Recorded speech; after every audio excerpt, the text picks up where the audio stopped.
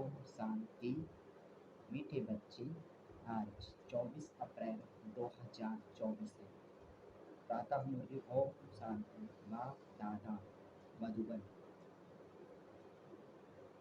मीठे बच्चे, भगवान शिव बोले हम सभी बच्चों को, तुम सवेरे अमीर बनते हो, शाम को फकीर बनते हो। फकीर से अमीर, पतित से पावन बनने के लिए दो शब्द याद रखो, मन मना भव, मध्याजी भव। प्रश्न है, कर्म बंधन से मुक्त होने की युक्ति क्या है? उत्तर, एक, याद की यात्रा तथा ज्ञान का सिमरन। दूसरा, एक के साथ सर्व संबंध रहे, अन्य कोई में भी बुद्धि न जाए।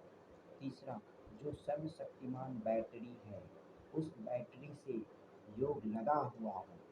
अपने ऊपर पूरा ध्यान दो, अपने ऊपर पूरा ध्यान हो। दैवी गुणों के पंख लगे हुए हों तो कर्म बंधन से मुक्त होते जाएंगे। ओम शांति। बाप ने बैठ समझाया है, यह है भारत के लिए कहानी। क्या कहानी है? सुबह को अमीर है, शाम को फकीर है। इस पर एक कहानी है। सुबह को अमीर था। यह बातें तुम जब अमीर हो तब नहीं सुनते हो। फकीर और अमीर की बातें तुम बच्चे संगम युग पर ही सुनते हो। यह दिल में धारण करना है। बरोबर भक्ति फकीर बनाती है, ज्ञान अमीर बनाता है। दिन और रात भी बेहद का है। फकीर और अमीर भी बेहद की बात है और बनाने वाला भी बेहद का बाप है। सभी पतित आत्माओं के लिए एक ही बैटरी है पावन बनाने की। ऐसे ऐसे टोटके याद रखो तो भी खुशी में रहेंगे। बाप कहते हैं, बच्चे तुम सवेरे अमीर बन जाते हो, फिर शाम को फकीर बन जाते हो। कैसे बनते हो यह भी बाप समझाते हैं। फिर पतित से पावन, फकीर से अमीर बनने की युक्ति भी बाप ही बतलाते हैं। मन मना भव, मध्याजी भव, यही दो युक्तियाँ हैं।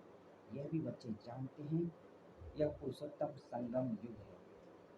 तुम जो भी यहाँ बैठे हो, गारंटी है तुम स्वर्ग के अमीर जरूर बनेंगे। नंबरवार पुरुषार्थ अनुसार। स्कूल में भी ऐसे होता है, नंबरवार क्लास ट्रांसफ़र होता है, इम्तिहान पूरा होता है तो फिर नंबरवार जाकर बैठते हैं।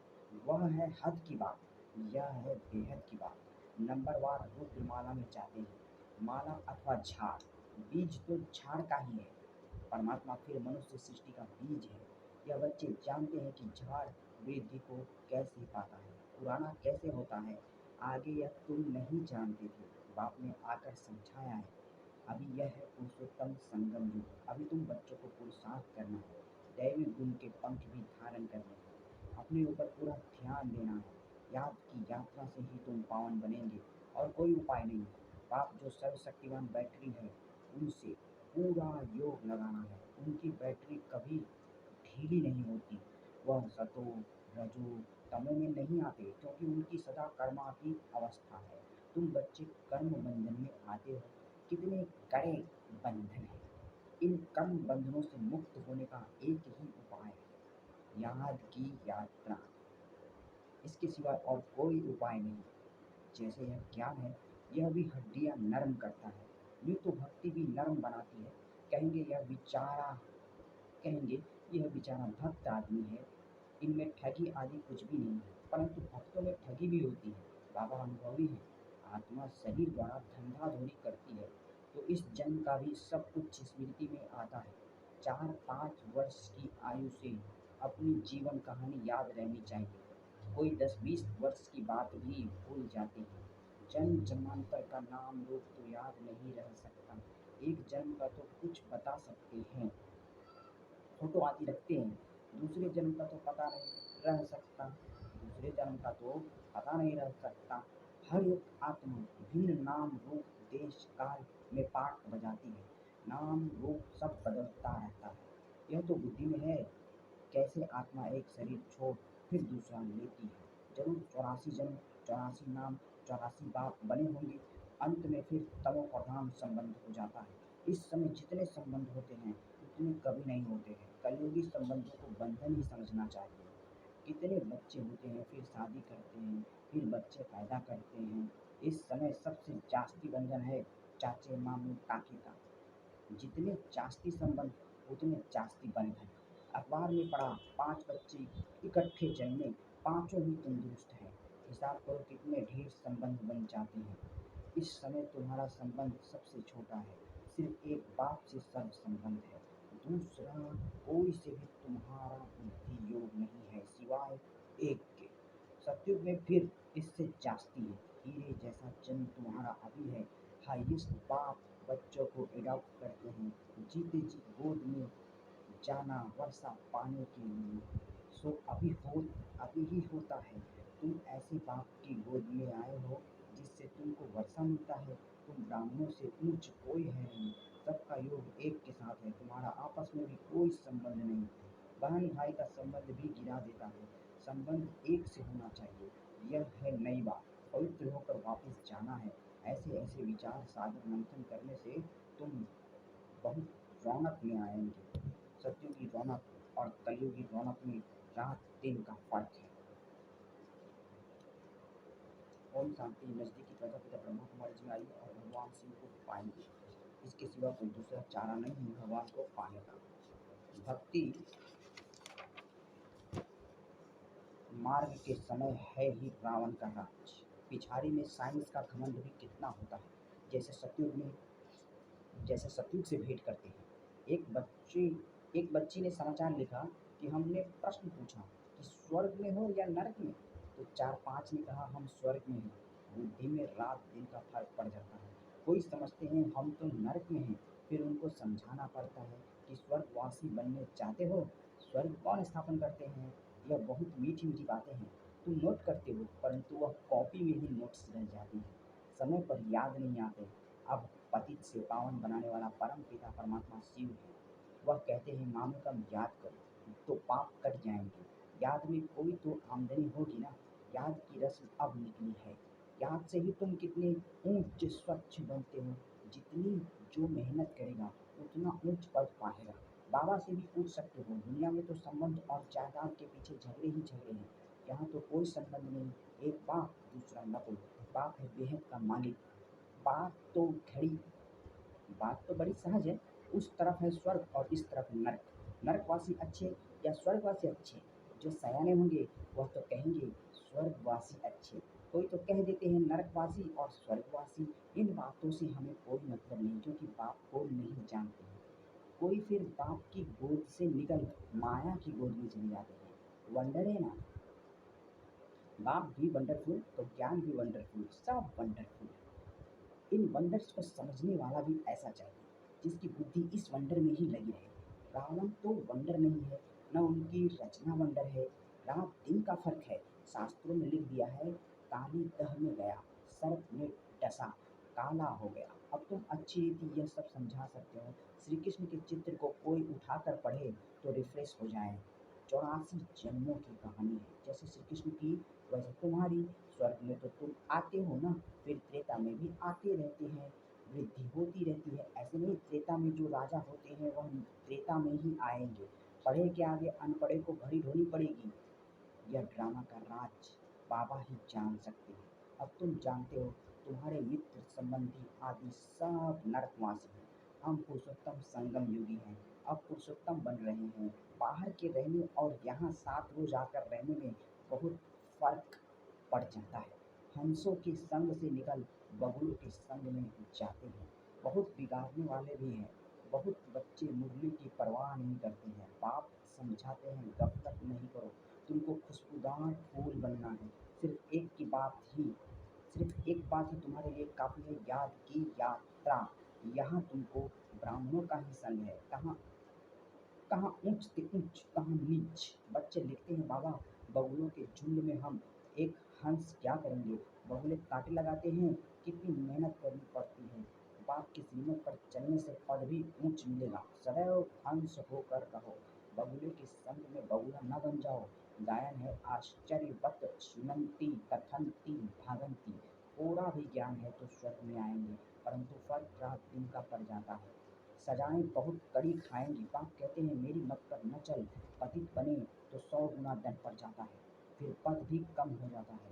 यह राजाएं स्थापन हो रही है, यह बातें भूल जाती है। यह भी याद रहे तो भी ऊंच पद पाने का पुरुषार्थ जरूर करें।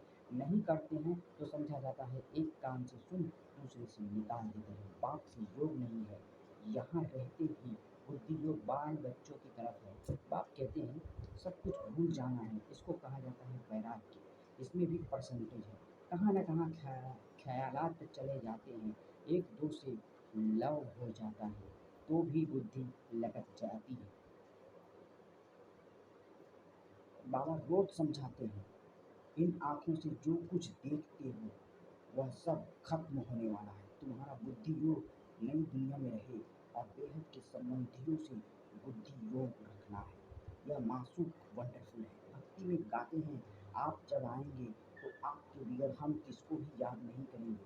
अब मैं आया हूँ तो अब तुमको सब तरफ से बुद्धि योग हटाना पड़ेगा। यह सब कुछ मिट्टी में मिल जाना है।